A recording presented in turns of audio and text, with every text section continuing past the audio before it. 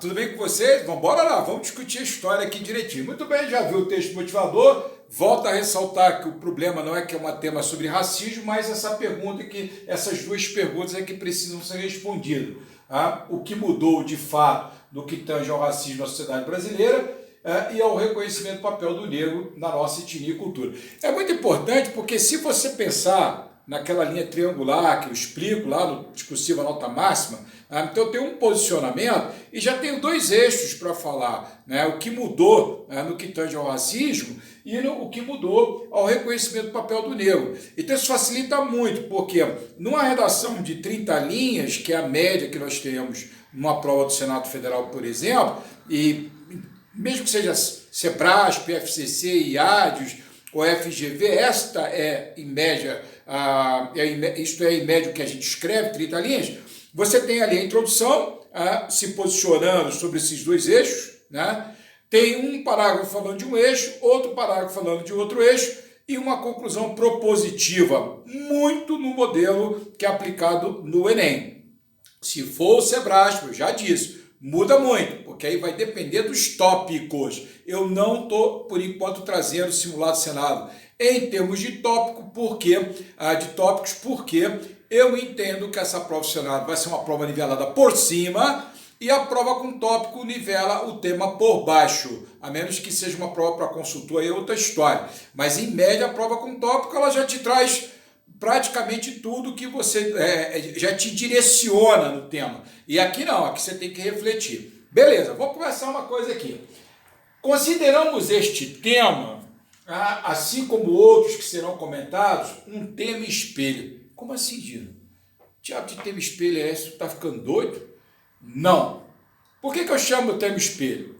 Porque quando o candidato tem um tema como este, como aquele do Tupiniquim, somos ou não somos tupiniquins, o que é ser tupiniquim, aquele outro lá, a busca intransitiva do mundo pós-moderno, são temas que nos colocam diante de um espelho de reflexão sobre o nosso comportamento enquanto cidadão e o nosso comportamento enquanto sociedade, enquanto membro de uma sociedade. Então, isso é muito sério, porque, na verdade, quando você tem esse tema do racismo, ou do tupiniquim, a gente vai conversar sobre isso depois melhor, você tem que parar e refletir, fazer como eu estou falando aqui.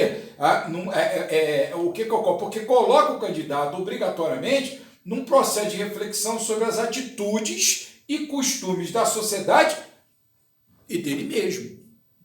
E aí é como eu digo para os meus alunos, olha, realmente não é numa carteira, fazendo a prova para o Senado, ou para a Polícia Civil, ou para qualquer outro órgão, o melhor lugar para a gente fazer uma sessão de psiquiatria, né? Não é um negócio muito complicado. Então esse é um ponto muito importante. É um tema que leva o candidato a uma autorreflexão. E isso costuma chacoalhar o candidato, porque é algo que ele não queria fazer isso na hora da prova. Muito bem. Só mais uma coisinha. Em síntese, a pergunta tema só pode ser respondida se o candidato for um observador da sociedade brasileira. E isso para um candidato ao Senado, ao Legislativo, que por natureza é extremamente pluralista. É isso que as pessoas precisam entender. O Legislativo é a casa das opiniões divergentes e é a casa da composição em favor do que for possível, como dizia o próprio Ulisses. Então, o sujeito que vai trabalhar no parlamento, ele tem que ser pluralista, ele tem que compreender, às vezes, um argumento que ele fala, poxa, mas eu não penso assim, mas deixa eu ouvir esse argumento.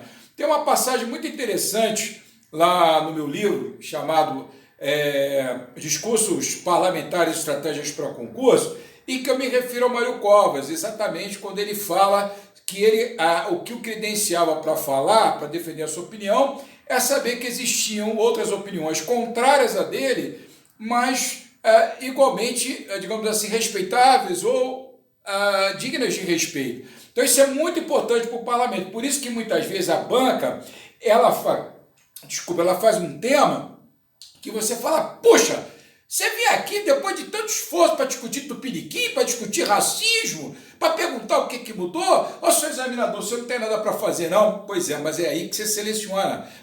Esse impacto que o candidato tem, testa a maturidade intelectual dele, testa a intertextualidade, testa a observação crítica do Brasil e de si mesmo enquanto cidadão. Interessante, não é? Muito interessante.